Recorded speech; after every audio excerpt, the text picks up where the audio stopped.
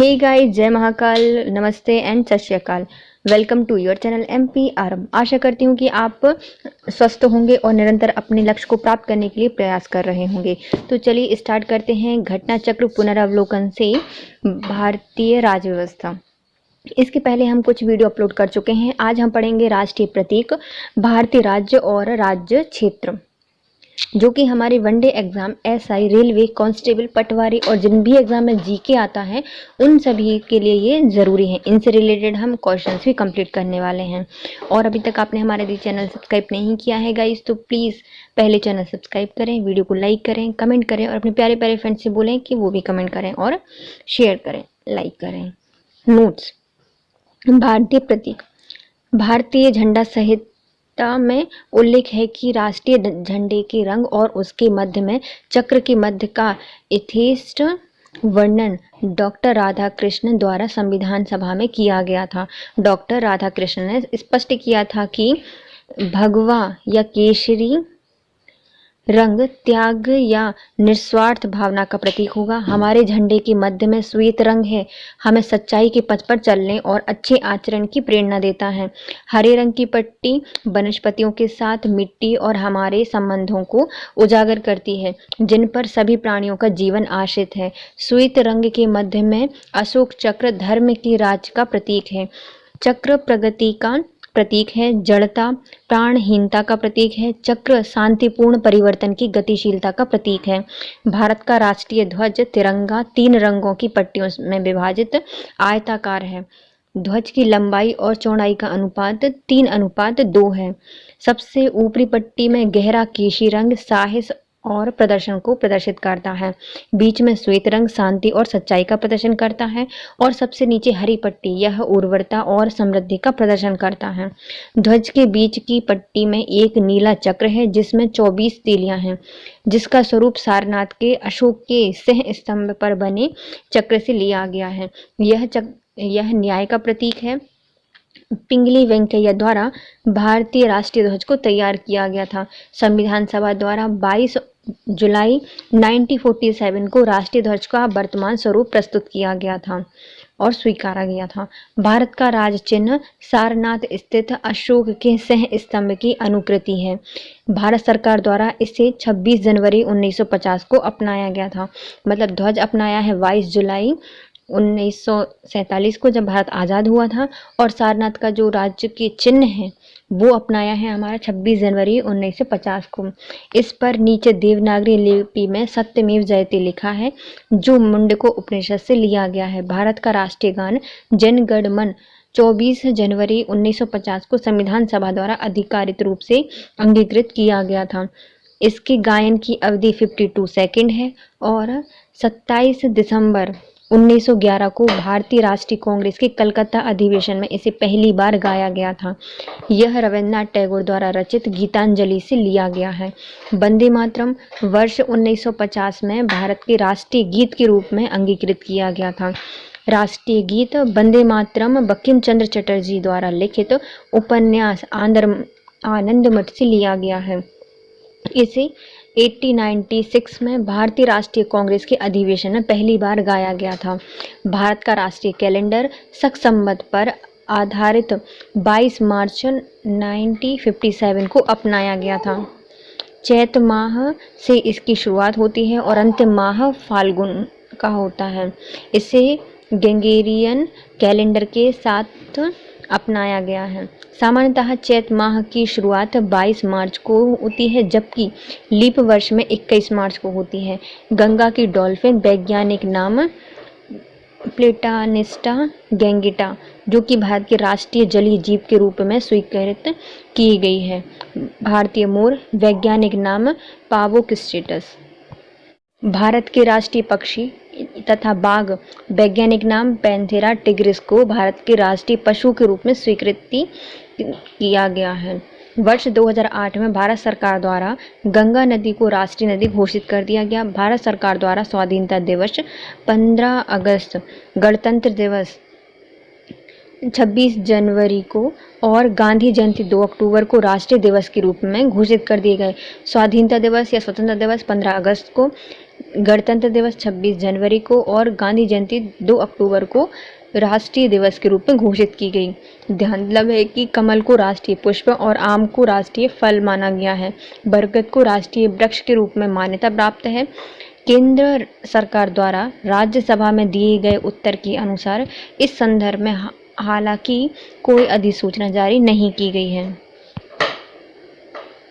किस वर्ष में जन गण मन को भारत के राष्ट्रीय गान के रूप में अपनाया गया था? सबसे पहले 1950 में अपनाया गया था।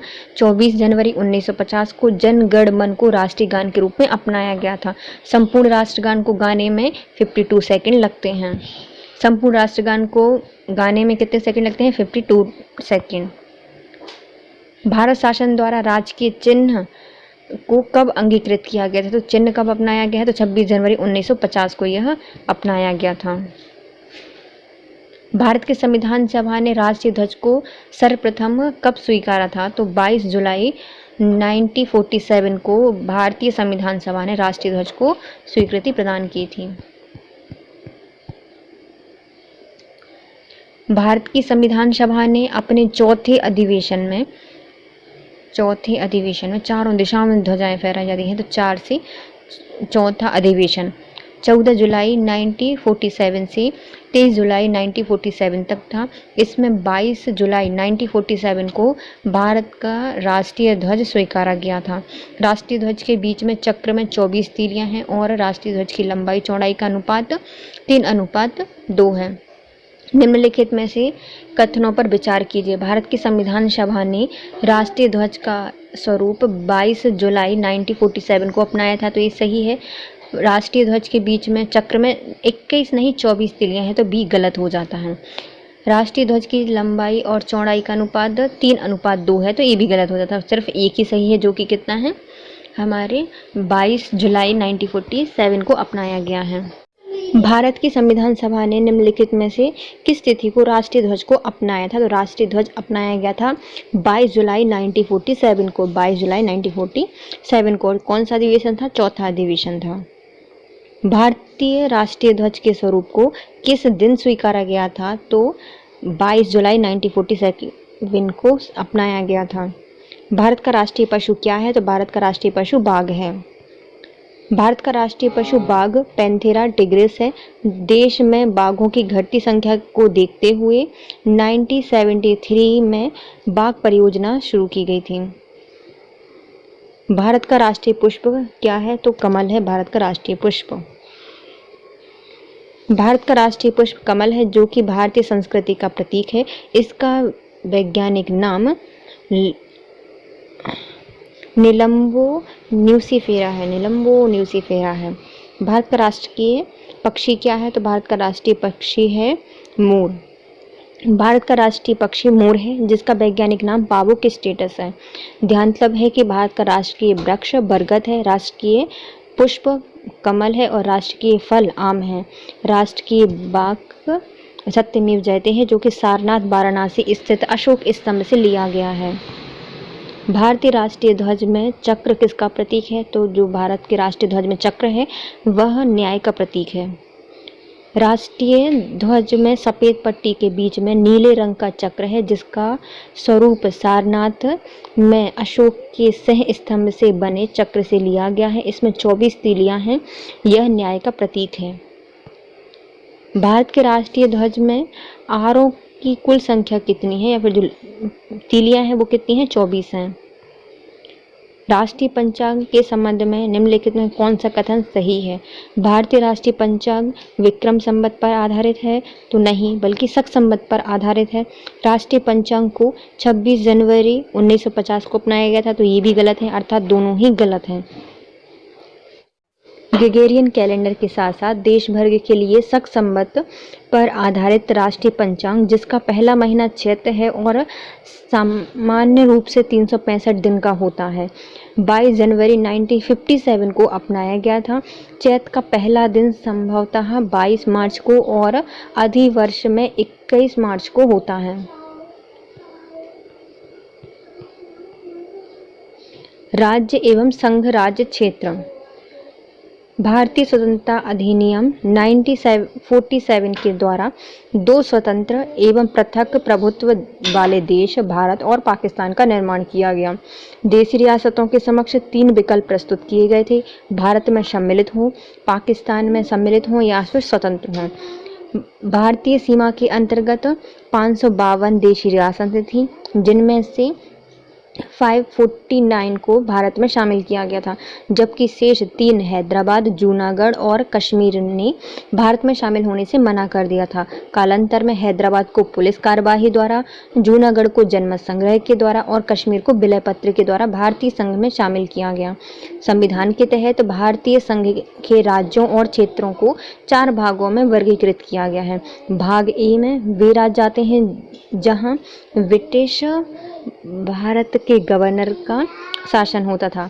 भाग खा वे राज्य आते हैं जहां पर विधानमंडल के साथ शाही शासन था। भाग ग वे ब्रिटिश भारत के मुख्य आयुक्त का शासन होता था। भाग घ यहाँ अकेले अंडमान निकोबार द्वीप को रखा गया है। तो कितने भागों में बांटा गया है? 4 भागों में बांटा गया है। पहला आता है का, तो 1 में कौन होगा? भारत का गवर्नर होगा, उसने शासन किया था। 2 में विधानमंडल के साथ साथ शाही शासन, मतलब 2 लोगों का शासन। और भाग ग अर्थात 3 में भारत के मुख्य आयुक्त का शासन होता है। मुख्य आयुक्त का मतलब तीसरे व्यक्ति का मुख्य आयुक्त है। चौथे में सिर्फ अंडमान निकोबार द्वीप समूह को रखा गया है। संविधान के अनुच्छेद 1 के अनुसार भारत अर्थात इंडिया राज्यों का संघ होगा। अनुच्छेद 2 में कहा गया है कि भारतीय संघ में नए राज्यों के प्रवेश या स्थापना की संसद की शक्तियां, मतलब संसद क्या कर सकती है? नए राज्य का प्रवेश करा सकती है या फिर स्थापना कर सकती है। अनुच्छेद 3 में कहा गया है कि नए राज्य के निर्माण तथा वर्तमान राज्यों के क्षेत्र, सीमा और नामों में परिवर्तन करने की संसद की शक्तियां, मतलब कोई भी जो राज्य है उसकी सीमा बदल सकते हैं, निर्माण कर सकते हैं, उनकी नाम में परिवर्तित कर सकते हैं। ये सब कौन कर सकता है? संसद कर सकती है। संसद साधारण बहुमत से नए राज्य का निर्माण कर सकती है। भारतीय संविधान संसद को यह अधिकार देता है कि वह नए राज्य बनाने, उसमें परिवर्तन करने, नाम बदलने और सीमा में परिवर्तन के संबंध में बनाए राज्यों की अनुमति के कदम उठा सकती है। इस हेतु संविधान संशोधन को अनुच्छेद 368 के तहत संशोधन नहीं माना जाएगा। यदि कोई संशोधन करती है संसद किसी भी नए राज्य को बनाने में, उसकी सीमा परिवर्तन, नाम में परिवर्तन करने को, तो ऐसा कोई भी संशोधन अनुच्छेद 368 के तहत संशोधन नहीं माना जाएगा।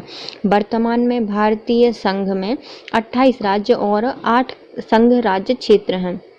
संसद संविधान में संशोधन करके किसी भारतीय भूभाग को किसी अन्य देश को सौंप सकती है। जून 1948 में भारत सरकार ने एस के धर की अध्यक्षता में भाषाई प्रांत आयोग की नियुक्ति की। इस आयोग ने अपनी रिपोर्ट दिसंबर 1948 को प्रस्तुत की। आयोग ने राज्यों का पुनर्गठन भाषाई आधार की बजाय प्रशासनिक सुविधा के आधार पर किए जाने की सिफारिश की। दिसंबर 1948 में कांग्रेस द्वारा एस के धर कमीशन की अनुशंसाओं की अध्ययन करने हेतु JVK राव समिति का गठन किया गया। इसमें जवाहरलाल नेहरू, वल्लभ भाई पटेल और पट्टाभी सीतारामैया शामिल थे। अप्रैल 1949 में प्रस्तुत अपनी रिपोर्ट में इस समिति ने औपचारिक रूप से अस्वीकार किया कि राज्यों के पुनर्गठन का आधार भाषा होनी चाहिए। हालांकि पोट्टू श्रीरामुलु ने 56 दिन की भूख हड़ताल के बाद मृत्यु के कारण अक्टूबर 1953 में भारत सरकार को भाषा के आधार पर आंध्र प्रदेश राज्य का गठन करना पड़ा। आंध्र प्रदेश राज्य भाषा के आधार पर गठित होने वाला देश का पहला राज्य था।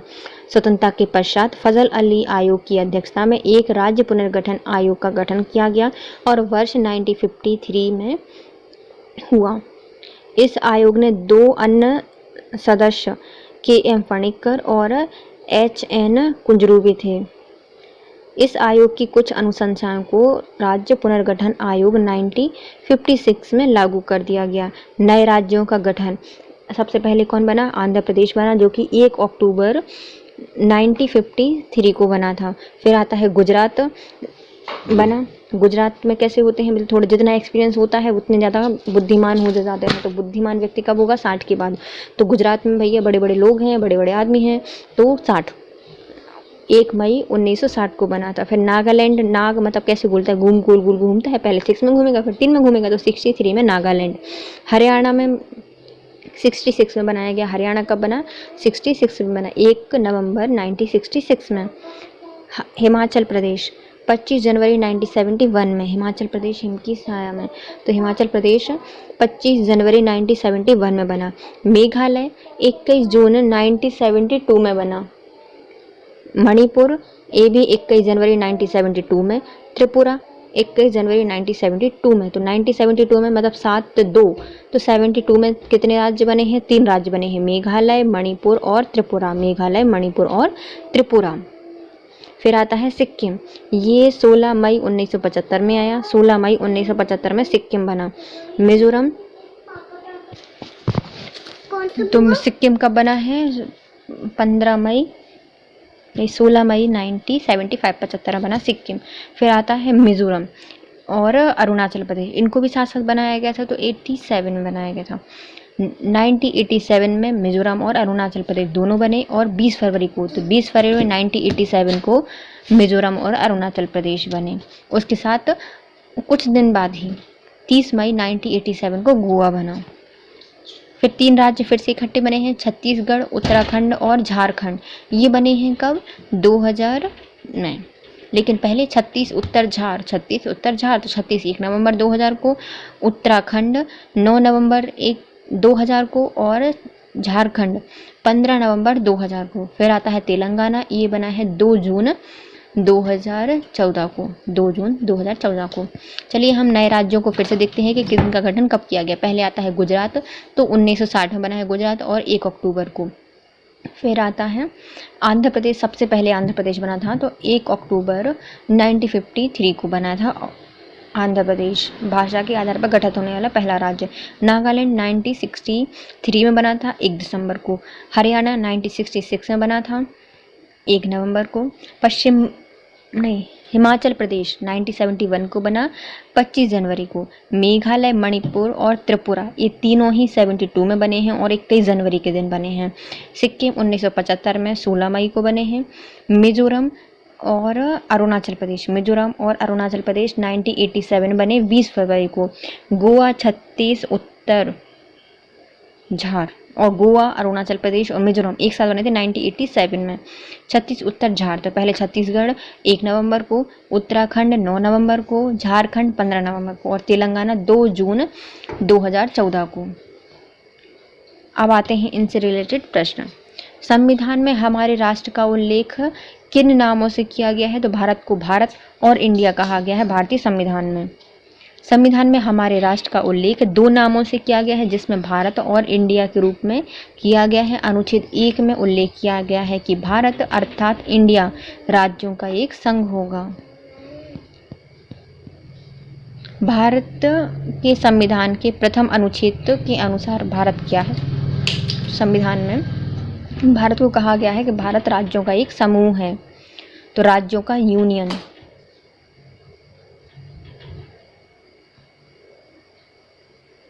अनुच्छेद 1 में कहा भारत अर्थात इंडिया राज्यों का संघ होगा, समूह नहीं संघ है, तो राज्यों का यूनियन है। संविधान के अनुच्छेद 1 में निर्धारित किया गया है कि भारत अर्थात इंडिया राज्यों का एक संघ होगा, मतलब यूनियन होगा। भारत के राज्य क्षेत्र में 3 प्रकार के राज्य आते हैं। पहला राज्य के राज्य क्षेत्र, दूसरा संघराज्य क्षेत्र और तीसरा ऐसे क्षेत्र राज्य क्षेत्र जो कि अर्जित किए जाए या फिर समाविष्ट होंगे। राज्य और संघ राज्य क्षेत्र के नाम तथा प्रत्येक के अंतर्गत आने वाले राज्य क्षेत्रों का वर्णन संविधान की प्रथम अनुसूची में किया गया है। संविधान के निम्नलिखित में से किस प्रावधान के अंतर्गत भारतीय संसद को नया राज्य बनाने का अधिकार है? तो यदि हमें किसी भी संसद को नया राज्य बनाना है तो कैसे बना सकते हैं? तो अनुच्छेद 3 के तहत नया राज्य बना सकते हैं। भारतीय संविधान के अनुच्छेद 3 के तहत नए राज्य के निर्माण और उसकी क्षेत्र सीमाओं और नाम में परिवर्तन का अधिकार शक्तियां भारत की संसद में निहित हैं, जबकि अनुच्छेद 1 के तहत संघ का नाम और राज्य क्षेत्र दिया गया है।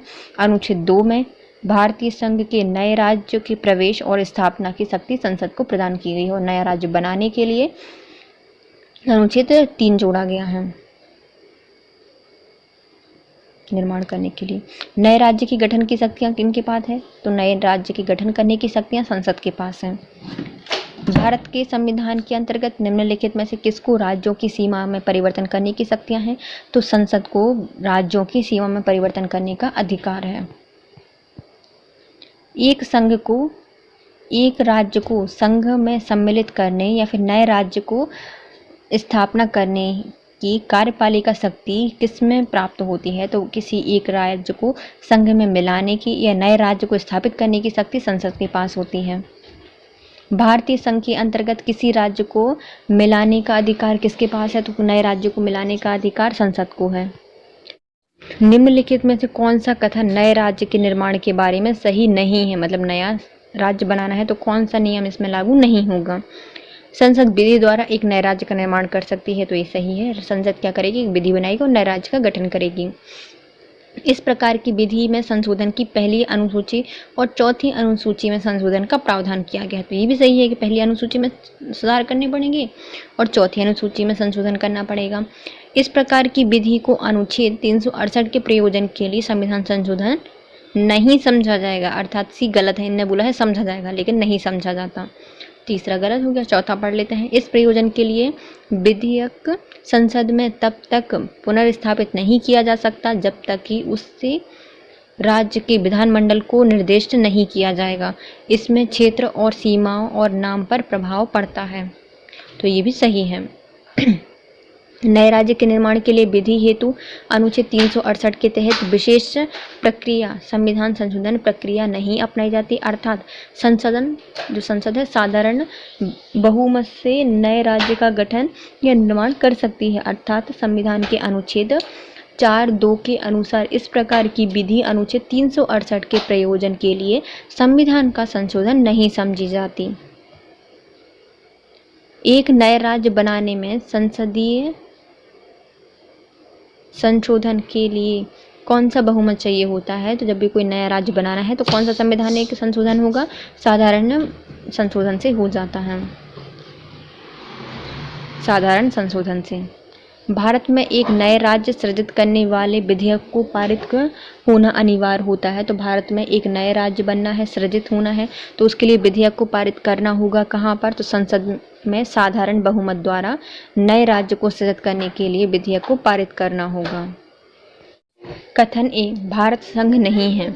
कारण आर, किसी भी राज्य का क्षेत्र, सीमा, नाम और उसकी सहमति के बिना भी परिवर्तित करने की शक्ति संसदीय या संघीय संसद को प्राप्त है। तो आर सही है। मतलब किसी भी राज्य की क्षेत्र, सीमा, नाम और उसकी सहमति के बिना भी उसमें परिवर्तन कर सकते हैं और ये सारी शक्तियाँ किसके पास होती हैं? संघीय संसद के पास होती हैं। तो आर सही है, लेकिन ये गलत है भैया। भारत एक संघ नहीं है बल्कि राज्यों का संघ है। ये गलत है और आर सही है। संविधान के अनुच्छेद 1 के अनुसार भारत राज्यों का संघ है।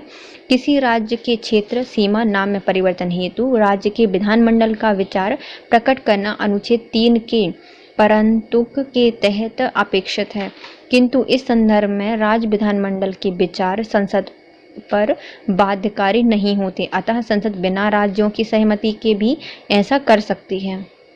संवैधानिक प्रावधानों के अनुसार राज्यों की सीमा को बदलने के लिए डैश की सहमति आवश्यकता होती है। किसी भी संवैधानिक प्रावधान के अनुसार राज्यों की सीमा में परिवर्तन करना है तो हमें किसकी आवश्यकता होती है? सहमति की आवश्यकता होती है। तो राज्य की आवश्यकता नहीं होती, मुख्यमंत्री की होती है। राज्य के मुख्यमंत्री की, राज्य के विधानसभा सदन की और राज्य की, तो राज्य की नहीं होती। निम्नलिखित में से कौन एक नए राज्य के निर्माण के लिए संवैधानिक उपबंध नहीं है? तो नए राज्य के निर्माण के लिए कौन सा एक संवैधानिक उपबंध नहीं हो सकता? तो राज्यों का क्षेत्र बढ़ा सकते हैं, किसी राज्य का क्षेत्र घटा सकते हैं, किसी राज्य का नाम में परिवर्तन कर सकते हैं। ये तीनों ही कर सकते हैं, लेकिन नए राज्य संघ राज्य क्षेत्र सम्मिलित कर सकेगा। तो क्या कर सकता है? एक राज्य संघ राज्य क्षेत्र सम्मिलित कर सकेगा। भारतीय संविधान के अनुच्छेद 3 के अनुसार किसी राज्य की सीमाएं बदलने, नए राज्य का निर्माण करने और उनके नाम में परिवर्तन करने का अधिकार केवल संसद को दिया गया है। राज्य को यह अधिकार प्राप्त नहीं होता। निम्नलिखित में से कौन सा संविधान के अनुच्छेद 3 के तहत संसद के एक कानून द्वारा संभव नहीं है? तो कौन सा एक संसद के एक कानून द्वारा संभव नहीं है? तो नए राज्य का प्रवेश संसद में एक कानून के द्वारा संभव नहीं है, बल्कि नए राज्य का गठन कर सकती है, राज्यों के क्षेत्र में परिवर्तन कर सकती है और नए राज्यों की सीमा में परिवर्तन कर सकती है, लेकिन 3 के तहत नए राज्य का प्रवेश नहीं करा सकती। भारतीय संविधान के अनुच्छेद 3 के तहत नए राज्य का निर्माण, क्षेत्र, उसकी सीमा और नाम में परिवर्तन का अधिकार शक्ति भारतीय संसद में है, जो कि विधि निर्माण के द्वारा निहित है, जबकि अनुच्छेद 2 के तहत संसद विधि द्वारा भारतीय संघ में नए राज्य का प्रवेश या फिर उसकी स्थापना कर सकती है। निम्न कथनों पर विचार कीजिए और दिए गए कूट की सहायता से बताइए कि निम्नलिखित में कौन सा सही है। संविधान में यूनियन ऑफ स्टेट शब्द प्रयुक्त किया गया है क्योंकि भारतीय राज्यों को अलग होने का अधिकार नहीं है। तो ये सही है कि भारत को क्या कहा गया है? यूनियन ऑफ स्टेट कहा गया है, क्योंकि भारत का कोई भी राज्य अपनी मर्जी से अलग नहीं हो सकता। एस के धर आयोग ने राज्यों के पुनर्गठन हेतु भाषा के आधार की उपेक्षा प्रशासनिक सुविधा को वरीयता दी थी। तो ये भी सही है। जो एस के धर आयोग बनाया था उनने कहा था कि राज्यों का पुनर्गठन भाषा के आधार पर नहीं बल्कि प्रशासनिक सुधार के या सुविधा के आधार पर करना चाहिए। पंडित जवाहरलाल नेहरू, सरदार वल्लभ भाई पटेल और पट्टाभी सीतारामैया की अध्यक्षता में कांग्रेस कमेटी राज्यों के पुनर्गठन में भाषाई आधार के पक्ष में नहीं थी। तो ये भी सही है, इन लोगों ने भी भाषाई आधार के पक्ष में राज्यों के पुनर्गठन की बात को नकारा था। उपयोग तीनों सही हैं। डॉक्टर अंबेडकर के शब्द में संविधान में प्रयुक्त यूनियन ऑफ स्टेट शब्द का अर्थ है संघ राज्य समझौते का परिणाम नहीं होने के कारण किसी भी राज्य को संघ में विलय होने का अधिकार नहीं है, संघ से विलग होने का अधिकार नहीं है। एस के धर आयोग 1948 ने भाषाई आधार पर राज्यों के पुनर्गठन का विरोध करते हुए इस संदर्भ में प्रशासनिक सुविधा को वरीयता प्रदान की थी। 1948 में गठित पंडित जवाहरलाल नेहरू, सरदार वल्लभ भाई पटेल और पट्टाभी सीतारामैया की कमेटी GVP कमेटी ने अप्रैल 1949 में प्रस्तुत अपनी संस्तुति में भारत के राज्यों के पुनर्गठन में भाषाई आधार को अस्वीकृत किया था। भारतीय संघात्मक व्यवस्था के संदर्भ में निम्नलिखित में कौन सा कथन सही है? तो भारतीय संविधान के अंतर्गत राज्यों को संघ से अलग होने का अधिकार नहीं है। तो ये सही है। अलग होने की मात्र वकालत करने पर अभिव्यक्ति की स्वतंत्रता की सुरक्षा मिलेगी। तो ये भी गलत है, अर्थात ये बस सही है। भारतीय संविधान के तहत राज्यों के संघ की स्थापना की गई है, जिसमें राज्यों को संघ से अलग होने का अधिकार नहीं है। संघीय संसद ही संघ में नए राज्यों का प्रवेश और उनकी स्थापना कर सकती है तथा राज्यों के क्षेत्र और सीमा और नाम में परिवर्तन कर सकती है, अर्थात राज्य राज्यों के भागों को अलग कर मिलाकर नए राज्य का निर्माण कर सकती है, परंतु संविधान के तहत किसी भी राज्य को संघ से पृथक होने का या कर सकने का अधिकार नहीं होता। इस प्रकार कथन ये सही है।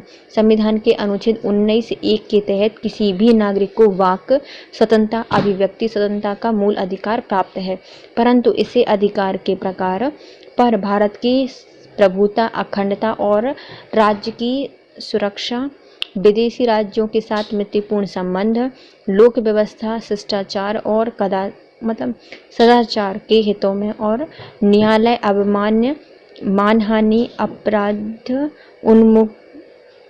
अपराध उत्पीड़न के संबंध में युक्ति युक्त निर्बंधन राज्य विधि द्वारा आरोपित कर सकता है। तदनुसार भारत से अलग होने की मात्र वकालत करने भी संबंधित विधि के तहत अपराध माना जाएगा।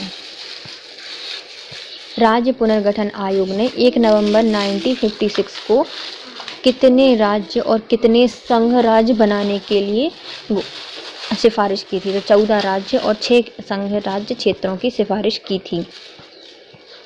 स्वतंत्रता के पश्चात नए राज्यों के गठन के लिए फजल अली आयोग की अध्यक्षता में एक राज्य पुनर्आयोग का गठन किया गया, जिसकी सिफारिश के आधार पर अधिनियमित 1956 के राज्य पुनर्गठन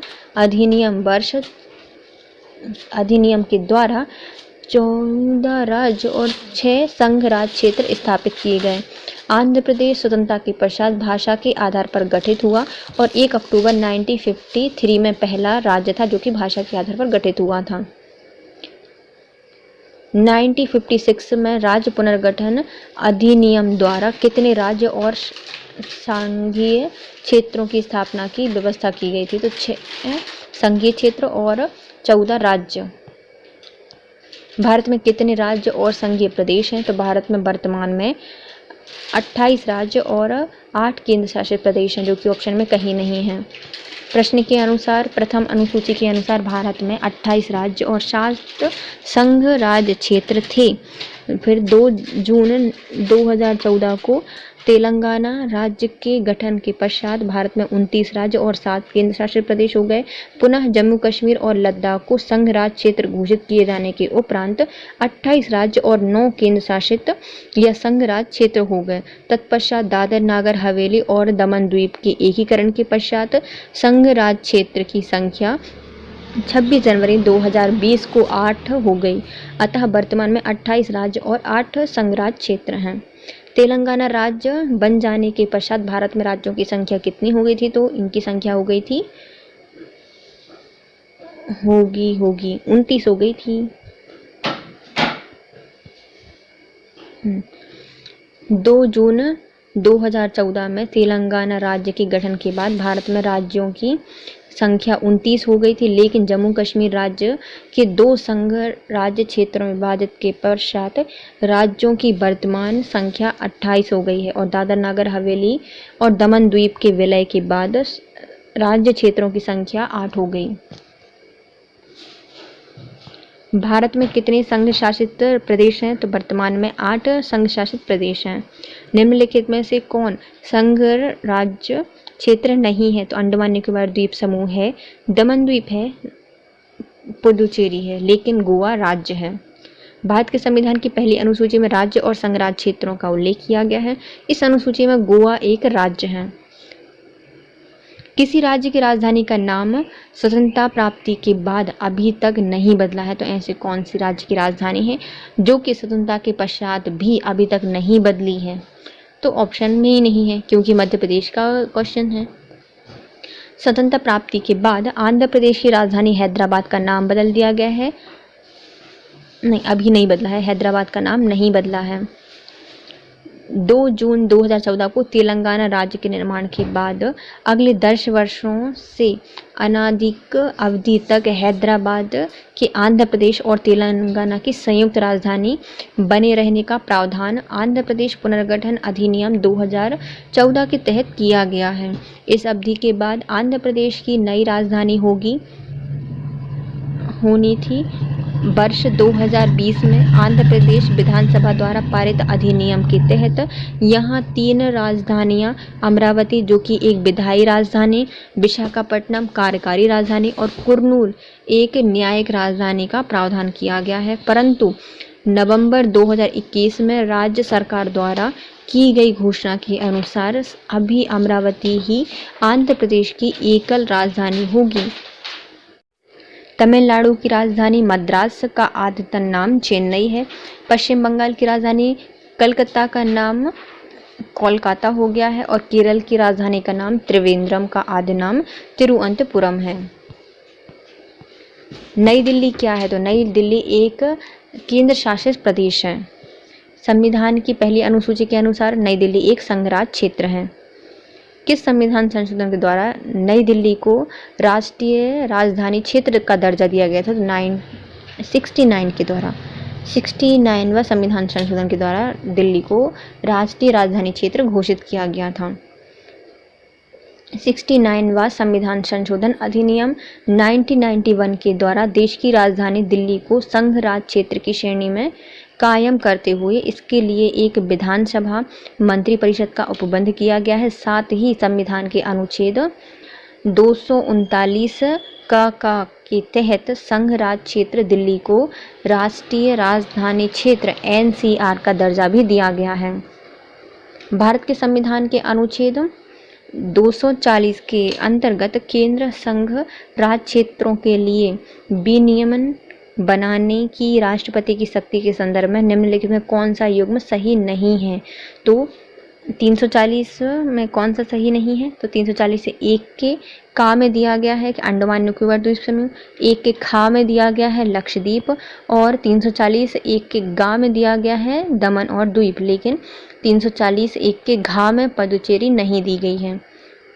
प्रश्नकाल के दौरान यह स्थिति थी कि भारतीय संविधान के अनुच्छेद 240 कुछ संघ राज्य क्षेत्रों के लिए विनियमन बनाने के लिए राष्ट्रपति की शक्ति के अनुसार दी गई है। राष्ट्रपति इन पर शक्ति थी कि वह नियम बना सकते हैं। 340 1 के का में कहा गया है कि अंडमान निकोबार द्वीप समूह का कहाँ जाना है? तो हम भैया अंडमान निकोबार द्वीप समूह का से अंडमान निकोबार द्वीप समूह जाएंगे। 340 1 के खा में कहा गया है तो भैया खो गया लक्ष्य, यदि तुम अंडमान निकोबार जाओगे तो खो जाएगा लक्ष्य, तो खा से दिया गया है लक्षद्वीप। 340 1 के गा में दिया गया है दादर और नागर हवेली, गा में क्या दिया गया है? गमन करेंगे दादर और नागर हवेली, गर गर गर गर। फिर आता है घा, दमन और द्वीप, घर में रहेंगे, दम घर में दम घुटता है द्वीप का, तो दमन द्वीप घा में बने हैं। और 240 के रा में दिया गया है पुदुचेरी, रा से पुदुचेरी। संघ राज क्षेत्र की सीमाएं, संघ राज क्षेत्र की शांति, प्रगति और सुशासन के लिए विनियमन बना सकते हैं। प्रश्नगत विकल्प में डी में अनुच्छेद 340 1 का घा दिया गया है और पुदुचेरी दिया गया है, जो कि गलत है। वर्तमान में दादर नागर हवेली और दमन द्वीप संघ राज्य क्षेत्र का विलय कर दिया गया है अधिनियम 2019 के तहत। इसके द्वारा अनुच्छेद 240 ग के तहत दादरा और नागर हवेली और दमन द्वीप को स्थापित कर दिया गया है, जबकि अनुच्छेद 240 के घा को विलोपित कर दिया गया है।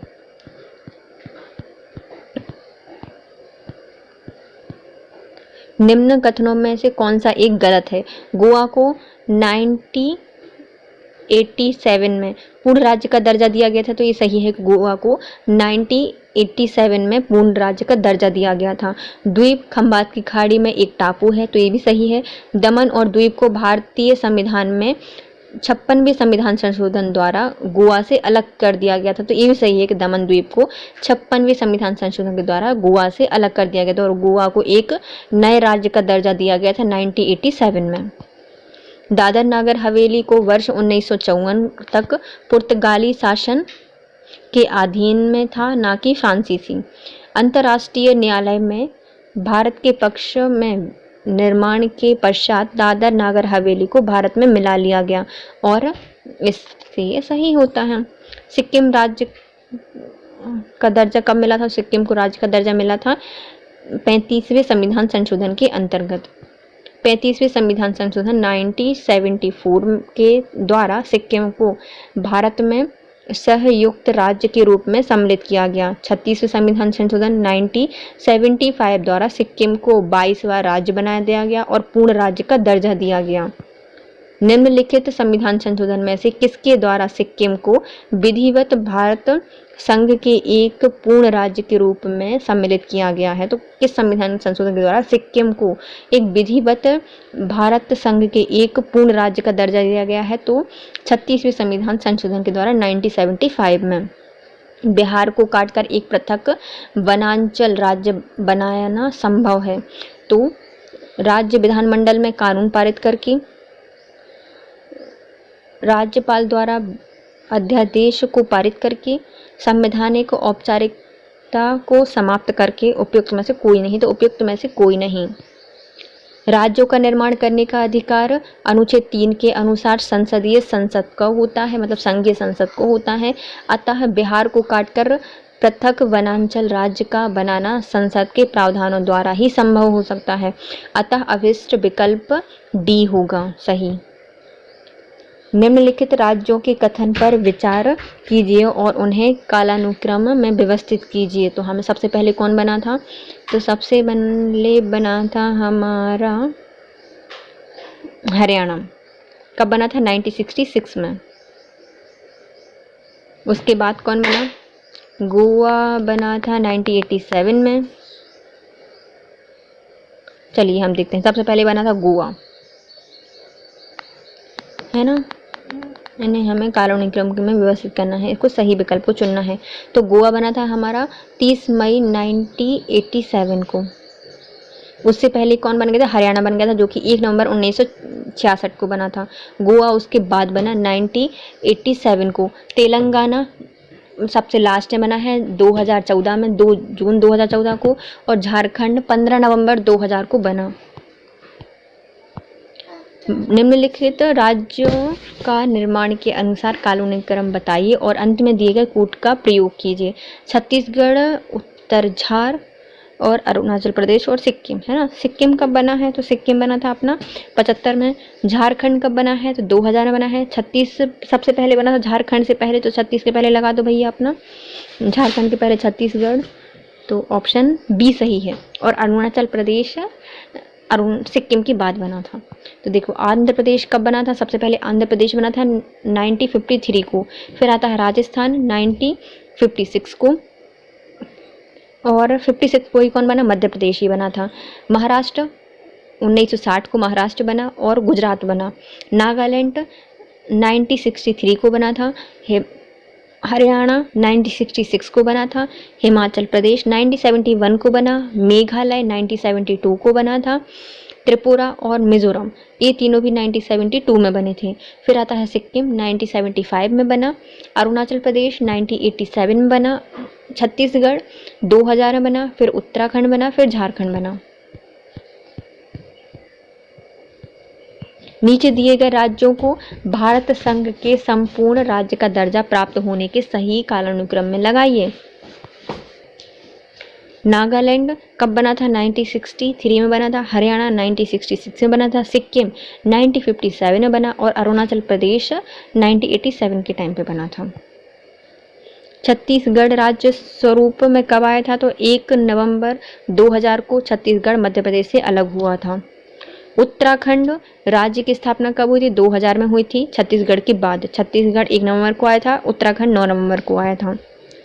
निम्नलिखित राज्यों का सृजन वर्ष 2016 के बाद हुआ है। इन्हें उनके गठन के आरोही क्रम में व्यवस्थित कीजिए और अपना उत्तर दीजिए। तो सबसे पहले कौन बना था अपना? हरियाणा 1966 में बना। उसके बाद सिक्किम बना 1975 में। उसके बाद पहले नागालैंड बना है। नागालैंड का बना था 1963 में। फिर उसके बाद हरियाणा 1966 में। फिर सिक्किम 1975 में। और फिर आता है लास्ट में मेघालय। मेघालय कब बना था? 1972 को बना था। उसके बाद सिक्किम आया था। तो क्रम क्या होगा? सी क्रम होगा। पहले आता है अपना नागालैंड, फिर हरियाणा, फिर मेघालय, फिर सिक्किम। भारत में निम्नलिखित राज्यों के बनने के सही क्रम में हमें पहचानना है। तो सबसे पहले आता है हमारा आंध्र प्रदेश, सबसे पहले बना था। फिर उसके बाद आएगा अपना हरियाणा 66 में। फिर हिमाचल प्रदेश 1971 में। और सिक्किम 1975 में। निम्न राज्यों के निर्माण का सही आरोही क्रम बताना है, मतलब असेंडिंग ऑर्डर बताना है। असेंडिंग मतलब ऊपर चढ़ते हुए। तो पहला नागालैंड 1963, फिर उसके बाद मेघालय 1972, सिक्किम 1975, अरुणाचल प्रदेश 1987। निम्नलिखित राज्यों के निर्माण का सही क्रम, सबसे पहले हरियाणा, महाराष्ट्र और राजस्थान। अवरोही मतलब डिसेंडिंग, हरियाणा 1963 में, उसके पहले 60 में महाराष्ट्र, फिर उसके पहले राजस्थान 56 में। सूची 1 और सूची 2 उनका अस्तित्व में आने का वर्ष राज्यों का। तो नागालैंड कब आया था? 1963 में आया था, जो कि ऑप्शन में नहीं है, 62 मान लो। झारखंड कब आया था? 2000 में आया था। तेलंगाना 2014 में आया था। सिक्किम 1975 में आया। तो नागालैंड 1973, झारखंड 2000, तेलंगाना 2014 और सिक्किम 1975। निम्नलिखित में से किस राज्य का गठन वर्ष 1948 को किया गया था? 1948 को कौन सा राज्य बना था ये बताना है। तो हिमाचल प्रदेश इसमें बना था। अंग्रेजी संस्करण में राज्य के लिए स्टेट शब्द का प्रयोग किया गया है। इस आधार पर दिए गए विकल्प में से कोई भी सही नहीं होगा। लेकिन राज्य का अर्थ यदि प्रोविंजन लगाया जाता है तो प्रोविजन लगाया जाता है 1948 में गठित हिमाचल प्रदेश होगा। इनके कौन से स्टेट हैं? तो पहले आता है पश्चिम बंगाल। इसको प्रोविजन में कब शामिल किया गया था? तो 15 अगस्त 1947 को। और स्टेट कब बना है? 26 जनवरी 1950 को। असम, इसको भी 15 अगस्त 1947 को प्रोविज़न बनाया गया और 26 जनवरी 1950 को स्टेट बनाया गया। पंजाब 15 अगस्त 1947 को प्रोविज़न बना और 26 जनवरी 1950 को स्टेट बना। हिमाचल प्रदेश 15 अगस्त 1948 को प्रोविज़न बना और 25 जनवरी 1961 में इसको राज्य बनाया गया। निम्नलिखित में से सही कथन बताना, मतलब गलत कथन को बताना है। मैसूर राज्य का नया नाम तमिलनाडु है, तो नहीं, इसका मैसूर राज्य का नया नाम तमिलनाडु नहीं बल्कि कर्नाटक होगा। गोवा को दमन द्वीप से अलग किया गया है, तो ये सही है। मुंबई राज्य गुजरात और महाराष्ट्र में विभक्त है, तो ये भी सही है। हिमाचल प्रदेश पहले संघ शासित प्रदेश की सूची में आता था, तो ये भी सही है। ये गलत है। मैसूर राज्य का अधिनियम 1973 के द्वारा मैसूर राज्य का नाम बदल के कर्नाटक कर दिया गया है, अतः कथन ये गलत होगा। गोवा दमन द्वीप पुनर्गठन अधिनियम 1987 के द्वारा गोवा को अलग कर दिया गया और मुंबई पुनर्गठन अधिनियम 1960 के द्वारा मुंबई राज्य को गुजरात और महाराष्ट्र में विभाजित कर दिया गया। हिमाचल प्रदेश अधिनियम 1970 के द्वारा हिमाचल प्रदेश संघ राज्य क्षेत्र को 25 जनवरी 1971 को राज्य का दर्जा दे दिया गया, अतः अन्य तीनों कथन सत्य हैं। हिमाचल प्रदेश को 1 नवंबर 1956 को संघ राज्य क्षेत्र बनाया गया था। भाषा के आधार पर राज्यों का पुनर्गठन हेतु राज्य पुनर्गठन आयोग की स्थापना कब की गई थी? तो राज्य पुनर्गठन आयोग की स्थापना की गई थी 53 में, जो कि ऑप्शन में ही नहीं है। भाषाई आधार पर राज्य पुनर्गठन आयोग की स्थापना 29 दिसंबर 1953 को की गई थी, जिसने अपनी रिपोर्ट 30 सितंबर 1955 को सौंपी थी। आयोग के अध्यक्ष फजल अली थे और इनमें 2 अन्य सदस्य थे जिनका नाम थे हृदयनाथ कुंजरू और के.एम. वणेकर। भाषाई आधार पर राज्यों का पुनर्गठन किस वर्ष किया गया था? तो 1956 में भाषाई आधार पर राज्यों का पुनर्गठन किया गया था। भाषाई आधार पर सर्वप्रथम किस राज्य का गठन किया गया था? तो भाषा के आधार पर सबसे पहले बना था आंध्र प्रदेश। निम्नलिखित में से कौन सा भारत में भाषा के आधार पर बनने वाला पहला राज्य है? तो आंध्र प्रदेश भाषा के आधार पर बनने वाला पहला राज्य था। आंध्र प्रदेश एक भाषाई राज्य है। कब बना था? तो इसकी स्थापना 1953 में की गई थी, 53 में। राज्य की पुनर्गठन आयोग की संस्तुति के आधार पर राज्यों का पुनर्गठन किस वर्ष किया गया था? तो भारत में राज्यों का पुनर्गठन आयोग की संस्तुति पे कब पुनर्गठन किया गया है? तो 1956 में। निम्नलिखित में से किस राज्य को केंद्र सरकार द्वारा विशेष श्रेणी या दर्जा कभी प्रदान नहीं किया गया है? तो किस राज्य को कभी विशेष श्रेणी या दर्जा प्राप्त नहीं किया गया है? तो बिहार को कभी विशेष श्रेणी का दर्जा प्राप्त नहीं हुआ है, जबकि सिक्किम, हिमाचल प्रदेश और जम्मू कश्मीर को विशेष दर्जा प्राप्त था। अब तक कुल 11 राज्यों को विशेष श्रेणी का दर्जा दिया गया है। इनमें से 8 पूर्वोत्तर भारत से हैं, जबकि 3 हिमालयी क्षेत्र से हैं, जिसमें आता है उत्तराखंड, हिमाचल प्रदेश और जम्मू कश्मीर। 3 हिमालयी हैं और पूर्वोत्तर के 8 राज्य में मणिपुर, मेघालय, त्रिपुरा, सिक्किम, अरुणाचल प्रदेश, असम, नागालैंड और मिजोरम शामिल हैं। निम्न कथनों में से कौन सा एक सत्य है? कांग्रेस के नागपुर सत्र 1920 के पश्चात प्रांतीय कांग्रेस समितियों का गठन भाषाई आधार पर किया गया था। तो ये क्या है? सही है कि जो कांग्रेस है उसका जो नागपुर सत्र हुआ था 1920 में, उसके पश्चात प्रांतीय कांग्रेस समिति का गठन भाषाई आधार पर किया गया था। 1948 में कांग्रेस ने भाषाई आधार पर प्रांतों के गठन की मांग को अस्वीकार किया था, तो ये भी सही है। भारतीय राष्ट्रीय कांग्रेस का 35वां अधिवेशन वर्ष 1920 में नागपुर में बी राघवाचार्य की अध्यक्षता में हुआ। इस अधिवेशन के पश्चात प्रांतीय कांग्रेस समिति का गठन भाषाई आधार पर किया गया था। भारत की आज़ादी के बाद 1948 में संविधान सभा ने एक एस के धर के नेतृत्व में भाषाई आयोग का गठन किया। इस आयोग ने भाषा के आधार पर प्रांतों के गठन को नकार दिया। दिसंबर 1948 में कांग्रेस द्वारा इस आयोग की संस्तुतियों पर विचार हेतु जवाहरलाल नेहरू, वल्लभ भाई पटेल और पट्टाभी सीतारामैया की एक 3 सदस्यीय जेबीपी समिति का गठन किया गया। जेबीपी, जिसने अप्रैल 1949 में प्रस्तुत अपनी रिपोर्ट में भाषाई आधार पर प्रांतों के गठन की मांग को अस्वीकार कर दिया गया था। इसके साथ आज का सेक्शन कंप्लीट होता है गाइस। यदि आपको वीडियो थोड़ा सा भी यूज़फुल लगा है तो प्लीज़ पहले वीडियो को लाइक कीजिए, कमेंट कीजिए और अपने प्यारे प्यारे फ्रेंड्स के साथ शेयर कीजिए। Thank you so much guys, have a nice day.